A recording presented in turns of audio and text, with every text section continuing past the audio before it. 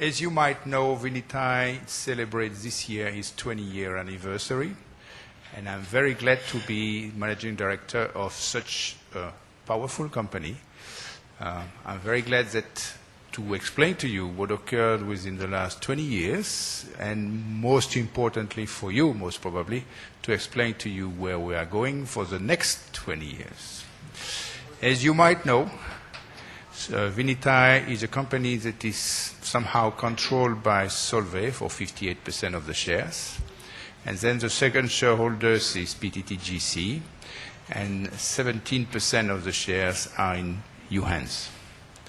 The structure of the company is two companies for the time being. It is Vinitai, and we have a 100% subsidiary that is handling the production and the sales of the new product. We just started it this year, and it is called Advanced Biochemical Thailand Limited, or ABT. As you know, most of you were there also last month, just a month ago, by the way, at the EGM that we had at the Emerald Hotel, and you decided to approve the establishment of a company in Singapore that would be a holding company. As I explained to you, this would be the springboard for Vinitai to go overseas. And the first step is to go to China in order to produce exactly the same product as ABT, under the same process as ABT, epichlorohydrin, and it is the acquisition of a company that has already been launched by Solvay. And the code name is Taishan. Later on it might be called differently, but for the time being it is called in our presentation as Taishan. Our current capacities are 280,000 tons of PVC, 400,000 tons per year of VCM, the monomer that is used to produce PVC. We were producing up to last month 270,000 tons per year of caustic soda, but we started an expansion of this unit, in fact, mid-July, and we added 100,000 tons of capacity at that time. And finally, earlier this year, we started the production of epichlorohydrin under the Epicero process within ABT, but in Maptaput. As you will see, it is a formally integrated company within Vinitai. And this is for 100,000 tons per annum of epichlorohydrin. For the time being, our only production site is Maptaput, and the headquarters or the offices are based in Bangkok on Pramasi. And we have a land in Maptaput of 250 rise. There is still some space to do some expansion if we have your approval. And as you might know also, we have 40 employees in Bangkok and currently 424 employees in Maptaput. With the acquisition in China, we will expand again significantly the number of employees. I think it is important with this year of 20-year anniversary of the company, and in fact it's not really the anniversary of the company, it is the anniversary of the first production batch.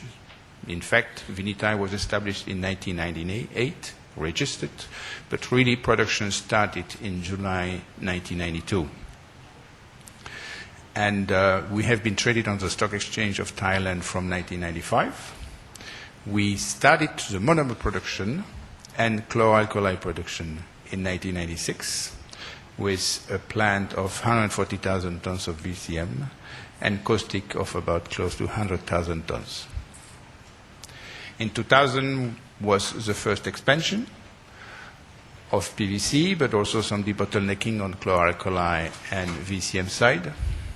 2003, another debottlenecking on chlor-alkali and VCM. 2004 and 2005, we decided to expand the VCM unit and the chlor-alkali unit. In 2006, we started this expansion, decided in 2004, but we decided also to go directly to another expansion. 2008, we started what we call Internon 1, that was the expansion of PVC by 70,000 tons. At that time, just to wrap it up, in 2008, we had 280,000 tons as now on PVC, 400,000 tons of VCM, and 270,000 tons of caustic. So the company, up to earlier this year, was set up, and we still operate according to that. But we decided in 2009 to go to the windmill project. That is a significant step for the company, i.e. to establish a subsidiary in order to produce a brand new products on a brand new equipment. In fact, it is the first equipment that is running according to the epiceral process on Earth. And I can tell you that it's working pretty fine so far. So we started this production earlier this year, as I mentioned, in 2012, and now we are with this expansion of chloralkali that is necessary in order to feed into the epiceral process. And this year we started, despite the fact that we just started this new epiceral process line, we decided to expand it further into China with the decision that you have been taking at the General Assembly in July. Now, just for those who would be new in the room, I think it is important that you know a little bit what kind of product we do.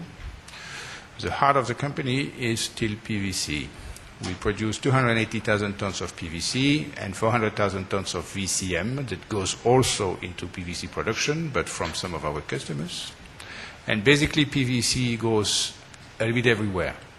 PVC could be very rigid, like, for instance, PVC pipes or window frames, or for some doors or inside upholstery. But it could be very flexible, for instance, like blood bags, like some surgical gloves, or also artificial leather. Most of that is made out of PVC.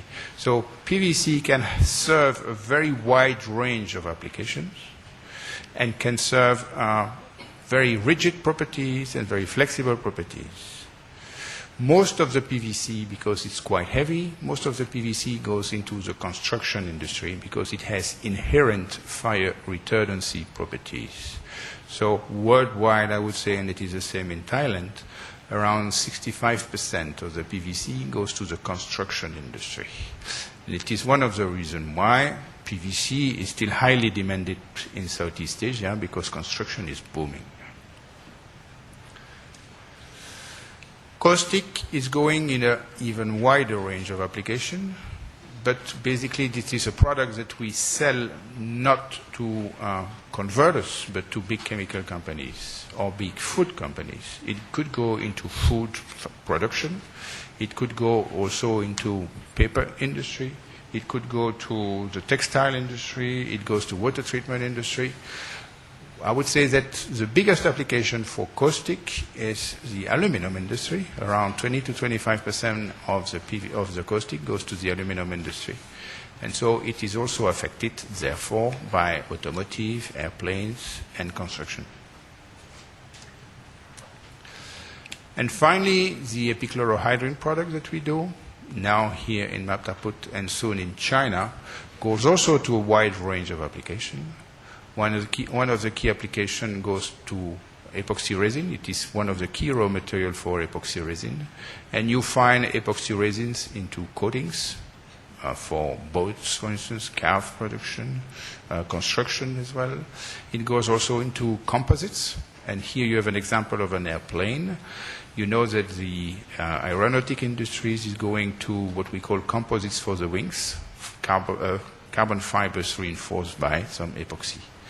And it is the reason why there is a huge potential of epoxy resin growth, and therefore a huge potential of epichlorohydrin growth. Now, up to earlier this year, it was the way that the Vinythai production unit was set up. And more particularly, maybe I'll take the arrow, we get salt and electricity and some water. We feed it into an electrolysis plant. Basically, we break the salt molecule in two parts. One part goes into the caustic soda, directly for sales to the market. And the other part is chlorine, and there is also a bit of hydrogen that is recycled. Chlorine goes into chlorination with some ethylene that we purchase from some of our suppliers here in Thailand. And there we produce what is called EDC, i.e. ethylene dichloride. And this EDC could be stored. At the end, this EDC is what we